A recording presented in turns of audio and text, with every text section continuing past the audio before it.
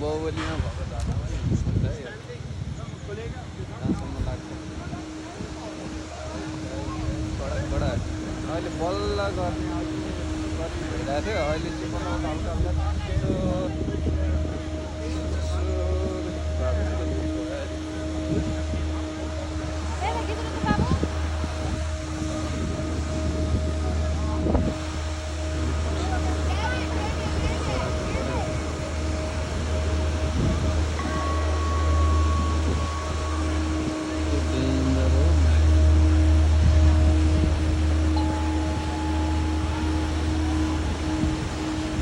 हामी चाहिँ अहिले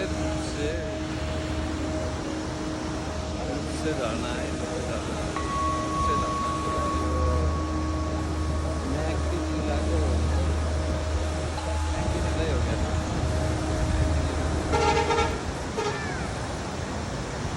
कहाँबाट आइरहेको छ भन्ने कुरो मलाई चाहिँ कहाँ भन्छ क्या